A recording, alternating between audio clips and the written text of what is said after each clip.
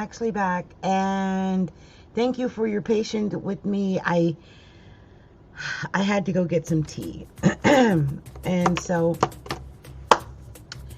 now that you guys have had a chance, I'm so sorry I showed her little birth date up there. I usually don't do that, but the way they've got it here on StreamYard, it's hard for me to hide it. I'll have to do it before I upload it to a slide next time. So my deepest apologies to Michelle Reamer for that. Okay, so what are we looking at here for Michelle? So it looks as though Michelle is a very watery person. She's a very psychic person, isn't she? Very watery person. She is a Pisces with a Cancer moon and a Cancer ascendant.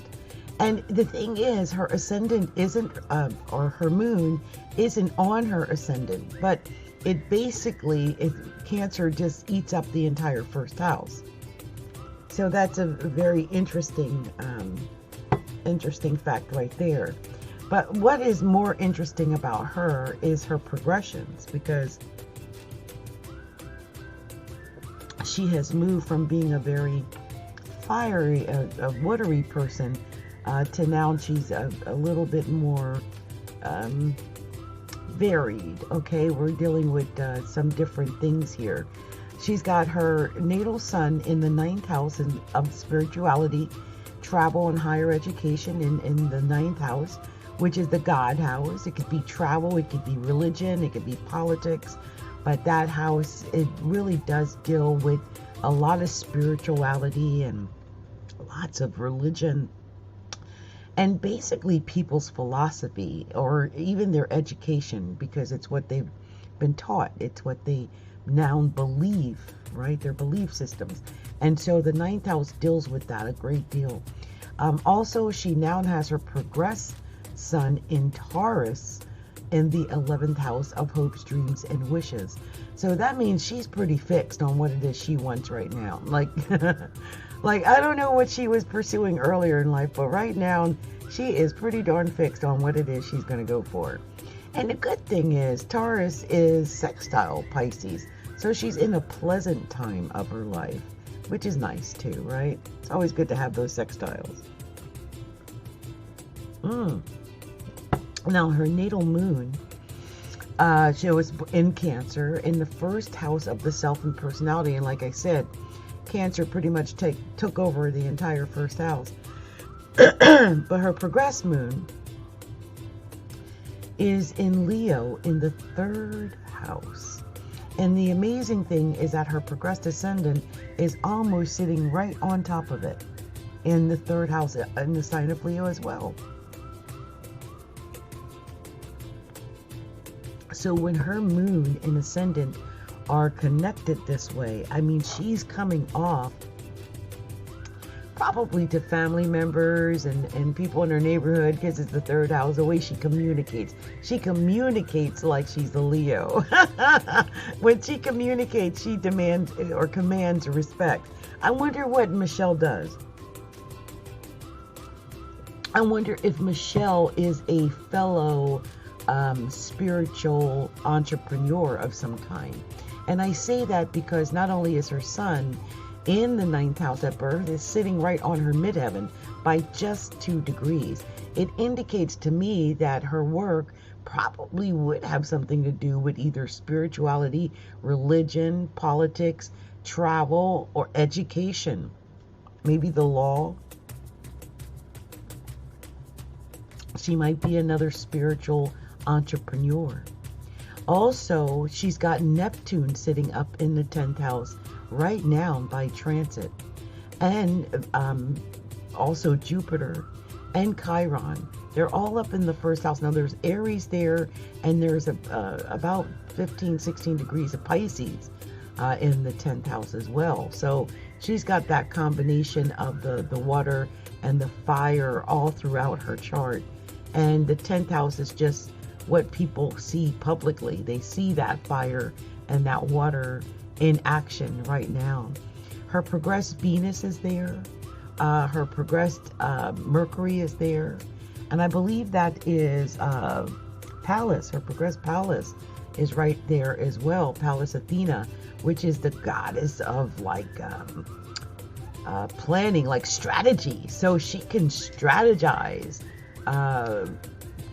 something amazing. Okay, because Jupiter is sitting in the 10th house as well.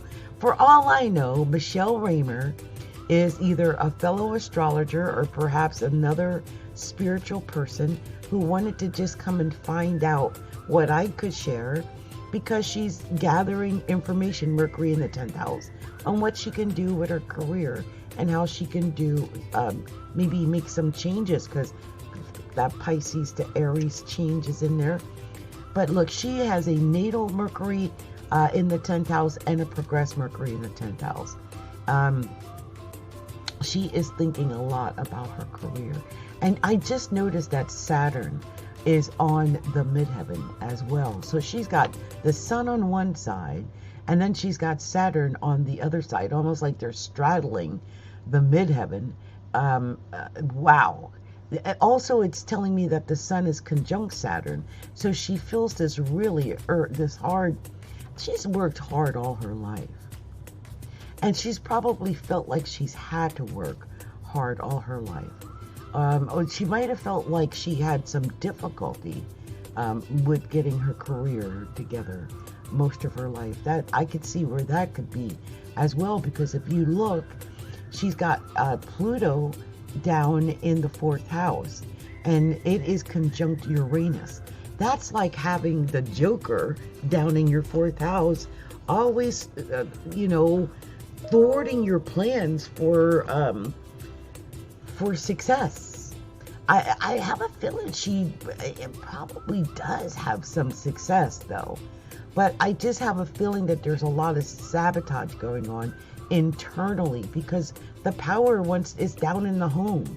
So I don't know if this means that you spend a lot of time at home with a Cancer moon as well, or if family is everything to you, so that it kind of obliterated some of the things that you might have done with your career, or if you took the path of where Saturn really does dictate your life, like you're working constantly on how to create this image, this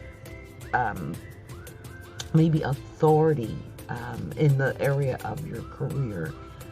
So that could be part of it, especially if you are establishing yourself as a spiritual entrepreneur. I could see that. Now, I don't know if you took that path, but I just feel somehow that if you did, that would somehow work out. It might be difficult, but it would be the right path, even if it was hard, if that makes sense. Look, you've got Saturn over here, right here, straddling, looks like right on the cusp of the 8th house going into the 9th. So that is the transiting Saturn. It was retrograding probably back into the 8th house, but now it's going forward again. So it's going to be going into your 9th house. This is just more emphasis in this 9th house area of your life. This is more emphasis on travel, on education, on God, on spirituality, on mysticism. All of that, I think, has played a huge role in your life. I do think that things might have been a little bit weird with finances, with Saturn sitting up in the 8th house, or it might have been that you put so much effort there that finally finances are coming through. It could be either or. The other thing is that you've got Pluto transiting the 7th house, and it's been doing so for a while. Pluto just went direct too, so that's going to be moving into your 8th house soon. And I gotta say this, the natural ruler of the 8th house is Pluto. So basically Pluto is going to be going home, and it looks like you got Venus in the early degrees of the 8th house. So Pluto on Venus, this could be explosive when it comes to your romances, and that could be coming up very shortly in your life, within the next 6-7 months or so. The thing I want to concentrate on here is the progressed ascendant and the progressed moon down here in the 3rd house. This just tells me there's some type of emotion when it comes to brothers and sisters and cousins and aunts and uncles and stuff like that. Or maybe your neighbors or something in your neighborhood. Or you might be really into politics. Like that might really mean something important to you. So, or it might just be that you take your spirituality into your neighborhood somehow. I don't know why. I just sense this is somehow involved in your community in some way. And I do sense that you are very, what's the word I'm trying to use? I don't want to say active, but I don't sense that you're a wallflower, even though your Jupiter is in the 12th house. I mean, the moon in the first house is always expressive, and Cancer is always an expressive first house. There, you know, it's other oriented, even though you've got emphasis on this side and not so much on this side. But I do feel like you're an outie for sure, even because all the upper planets that are occurring in your life, not just at birth, but even now. Like there's still a stellium of planets in both the 10th and 11th houses. The fact that most of these planets are just kind of gravitating now toward the 11th house or in the 11th house, that's a great thing for you as well, Michelle, because the 11th house is the house of hopes, dreams, and wishes. Also, you can get them perhaps through your friendships. I love that. There's so much more I want to tell you, but this is a free reading, and I really didn't want to spend too much time on it. I also wanted to just show you that I did a Koch, just to see if there was any differences. Because sometimes when I do a Koch, they look vastly different, and I swear this does look a little bit different with the Chiron. But for the most part, it's all still the same. You didn't change too much by using the Koch versus the regular traditional system. So, you know, that's actually a good thing. It's still, your planets are still, Pluto's still in that 7th house causing trouble. Power tripping. We might need to talk about that because, you know, with a Pisces sun and a Cancer moon and the Cancer ascendant, you get really emotional over some of these things. So if you feel like that's part of what the issue is, definitely reach out and talk to me, especially if you've had some issues like with friends and stuff like that, because you got your Sun and Mars there together in the 11th house, and I can see where that could also be an issue, okay? So, Michelle, I hope this resonated with you. It was my pleasure to share this with you, and do reach out to me so that we can do a professional reading, and I can go into all the details of what all this really truly means and how, what aspects are happening, and what I really see. Okay? All right. Much love to you. Many blessings. It's been Capricorntigress from Astrology, Look Inside.